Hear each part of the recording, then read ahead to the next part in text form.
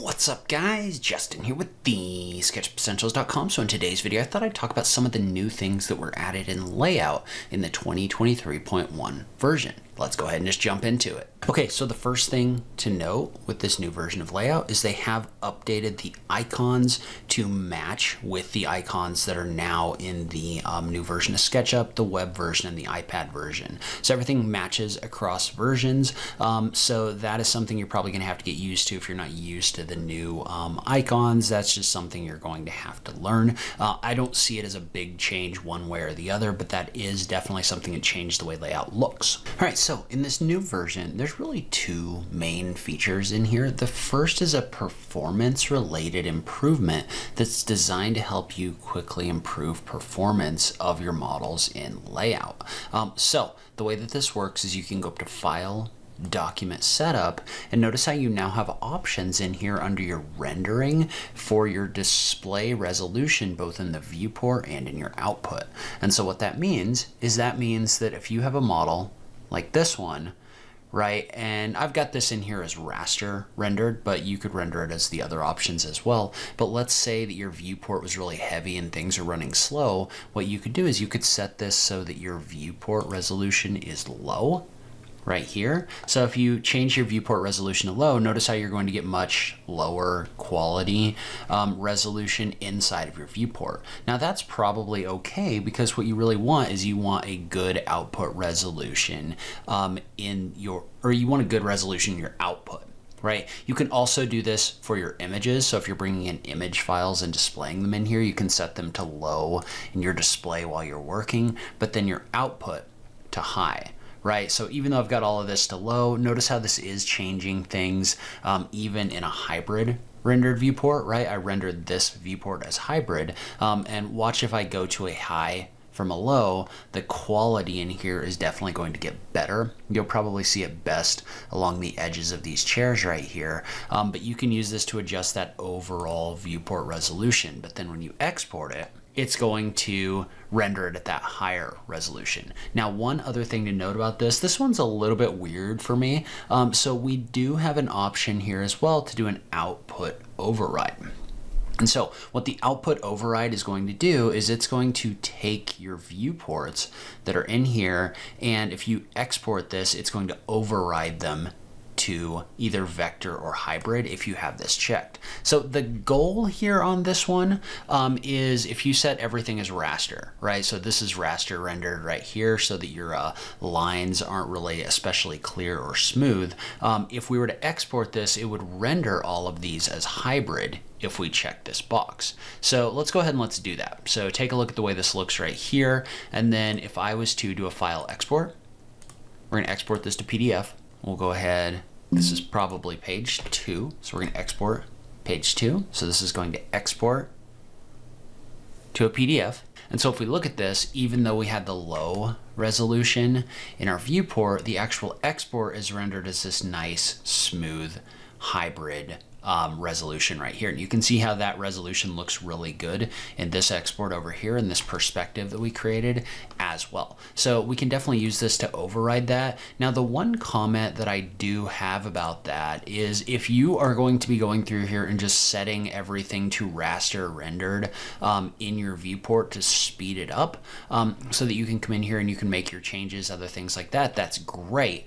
A lot of people are coming in here and they're stacking viewports on top of viewports in order to get the line weights and hatchings and other things like that they want. And if you go in here and you just do a blanket output override, it's going to mess up the way that those are stacked. So that's not necessarily something where if you're like a power user of layout, that you're doing more complex things, I don't know that that's necessarily going to be what you want. You're probably going to be unchecking this box a lot.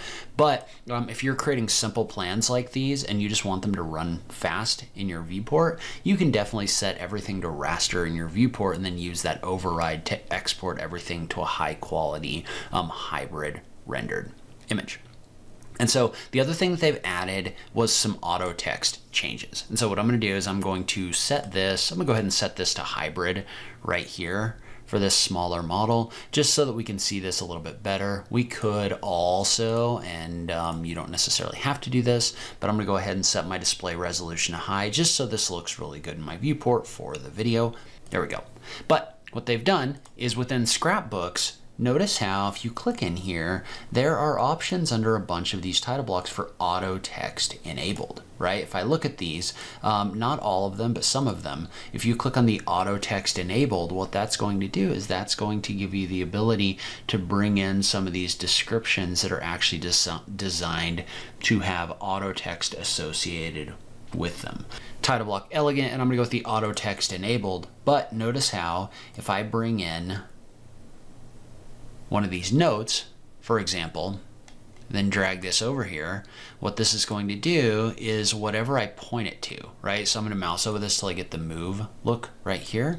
But notice how what that's going to do is that's going to find the component definition and label it. So these are now auto text items in here that's going to find the component definition. If I drag this in here, and so if I bring this in here and I assign it to this tree, it's going to find that component name and it's going to label it in here. And so I can also drag this over top of a scene right here and then drag it down. Well, notice what that does is that actually comes in here and that finds the name of my scene, which in this case is perspective. So what this is going to do is this is going to link to my scene name, right? And so I haven't been especially descriptive with this other one, but it's going to link to the scene contained inside of that viewport using that named value, right? So notice how this gives me kind of a leader line showing which scene this is linking to in here. Now, I'm not sure what this does if you drag it over stacked viewports. That one I'm not 100% sure, but they have tried to add some kind of like auto text things in here that are going to more smartly populate this. And one thing that somebody brought to my attention with my last video that I made is some of these do also reference the scene description. So if I go into my scenes right here, and let's say we were to look at elevation 1, if I was to show the details and I wanted to name the description, I could call this south elevation. And if you had stacked viewports, you could just give them the same description, right? But I'm gonna go ahead and I'm going to update the scene and I'm gonna save my model. But then if I go over into layout and I'm gonna update my model reference to make sure that this is updated, but I could also use the scene description in order to, so instead of scene name, I could call this scene description. And that'll pull the scene description in here as well. Now, one thing that's a little bit weird to me on this one is these reference an item called scale. And I have not yet had a scale actually reference back properly to a model, right? So I have the scale for this scene set right here, but the scale itself doesn't actually link to this and update. I'm not sure if I'm doing something wrong here or if something else is going on, but I will tell you that the scale function, at least for me, doesn't seem to be working. But they have updated some of these scrapbooks over here with auto text.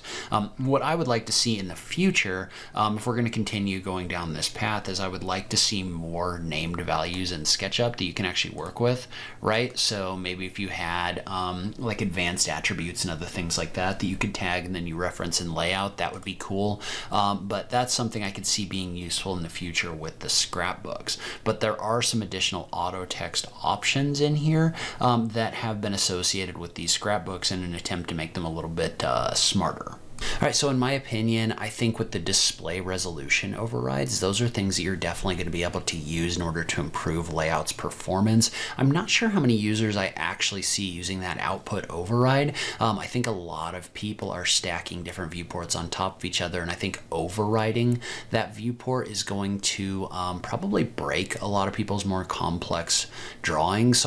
So I'm not 100% sure if we're really going to see that mass adopted or not. I'll be interested to see how that goes. people. The AutoText updates, I think they're good. I think there's some things about them that I don't fully understand, like the scale. It doesn't link to anything right now, so it would be nice to be able to dynamically link the scale to whatever viewport you have selected, but it doesn't seem to be working right now. Again, maybe I'm doing something wrong. So I think that they're promising for sure, but I'd like to see just a little bit more either documentation of what the AutoText names are, or a little bit more development of the feature in the future to make it work a little bit better. So that's my opinion on these new layout updates. If you do want to learn how to use SketchUp to create your own models and plans, make sure you check out the SketchUp Essentials course. I'll link to that on this page. As always, thank you so much for taking the time to watch this, and I'll catch you in the next video. Thanks, guys.